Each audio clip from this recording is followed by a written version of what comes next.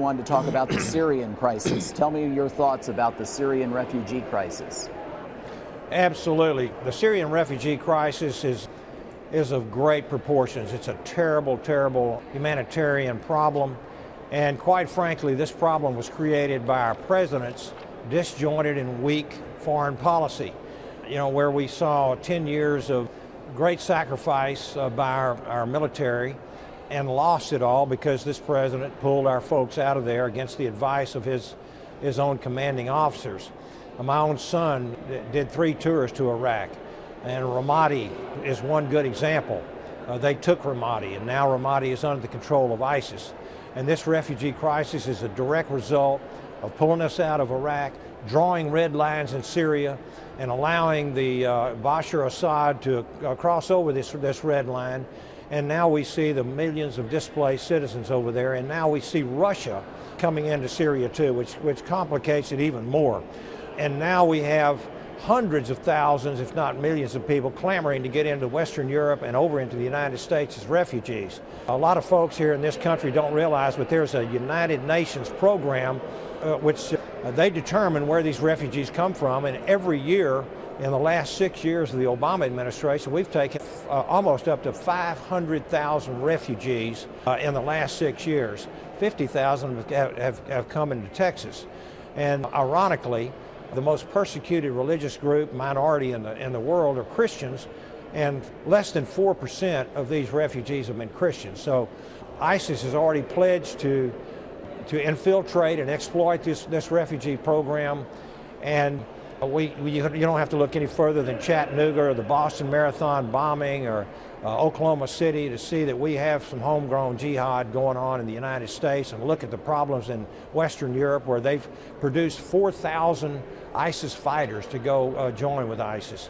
And I have a bill called the Resettlement Accountability and National Security Act, or H.R. 3314, which is going to do 2 things, and that is stop the program until we can determine what the fiscal cost is to the United States taxpayer, which is considerable. We do know that. And secondly, that we will do an assessment of the national security risks. They are grave risks. This will enable ISIS to come into the United States, set up bases of operation at taxpayer expense, and do so legally. So this is what my bill does. My next question maybe flows from that. What worries you the most about the future of our country? The economy, terror attacks, what some call the decline of values? What concerns you the most about the future of our country? Well, I think all of the above worry me. I ran for 12 reasons, and that is my 12 grandchildren.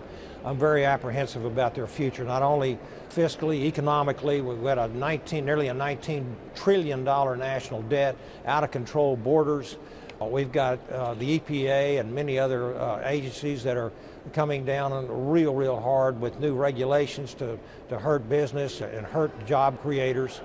And then we've got this national security issue.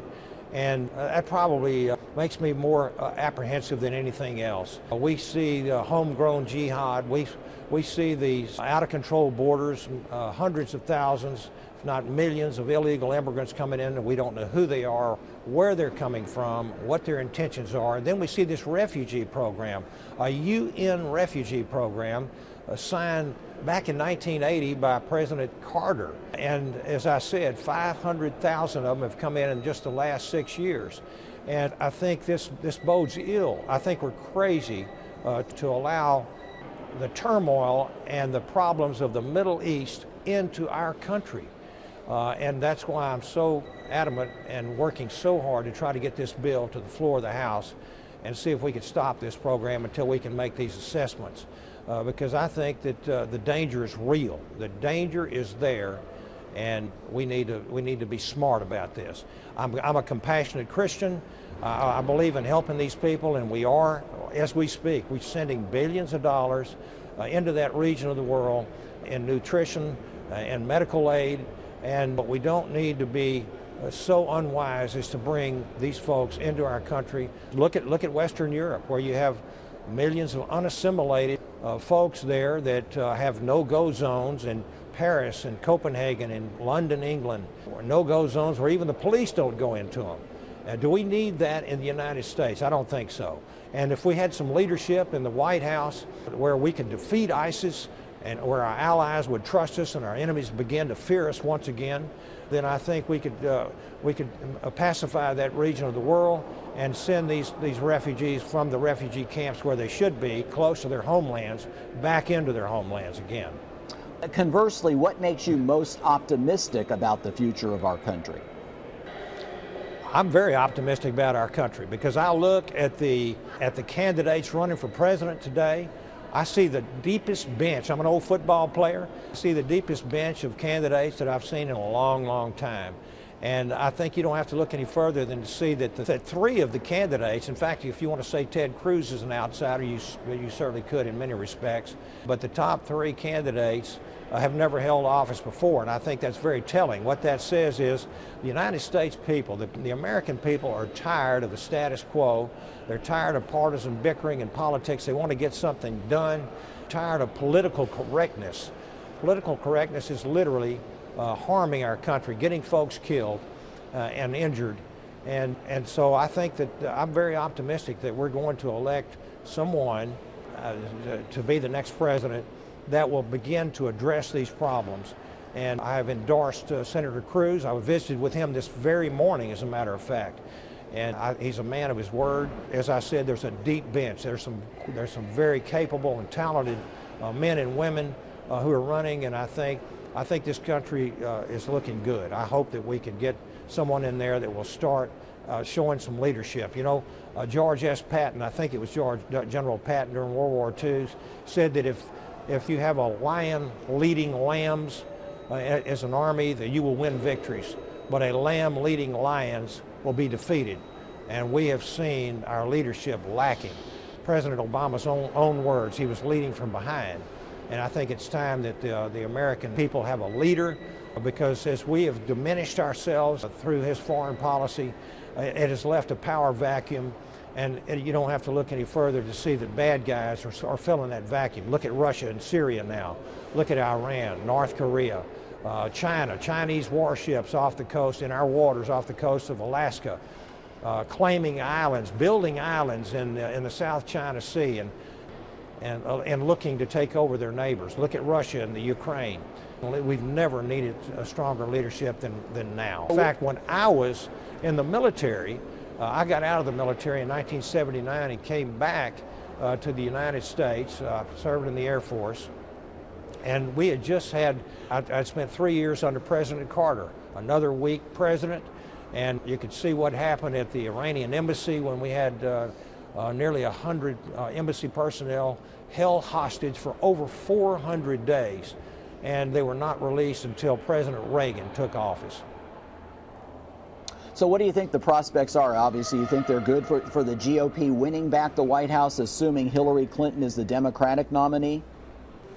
You know, that's an assumption that all I can tell you is that Hillary Clinton has got her share of problems. You know, with a son who was a Navy SEAL, my own son, and we lost 2 SEALs in Benghazi out of the 4 victims of that fiasco, I can tell you that we need to see justice.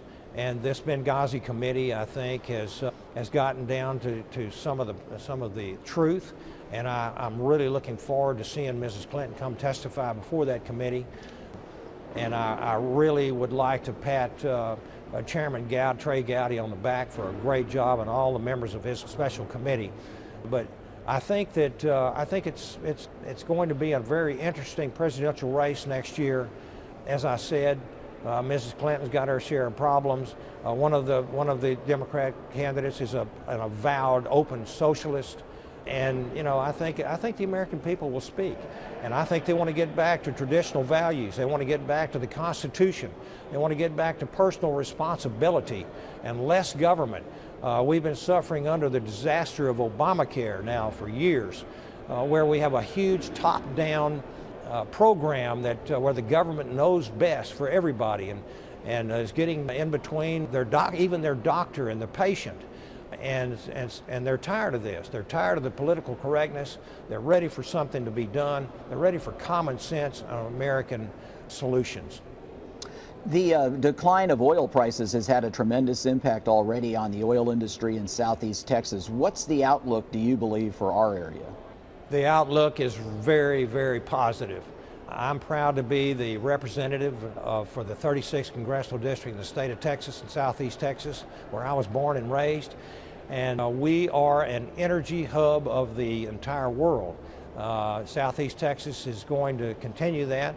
And as long as I have anything to do with it, we're fighting very hard for policies that don't stymie those industries and hurt job creation and prosperity in our area of Texas.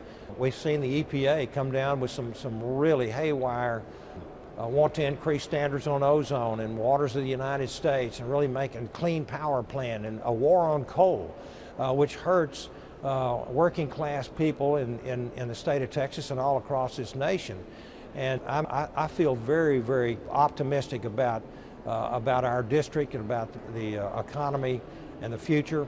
Although the price of oil is now down, which has hurt upstream and oil exploration, in fact, this very week we're going to vote to once again allow the oil export of crude from our country. Unbelievably, the United States of America is the only country that has a law against exporting our crude oil overseas. And with President Obama, who has threatened to veto this bill, because I think it's going to pass this Friday, he has threatened to veto this bill, and ironically, he wants to lift the sanctions on Iran, the biggest exporter of terror in the world, so that they can export their crude. And so at the very least, Mr. President, don't threaten to veto this bill. This is a bill that's going to help American jobs.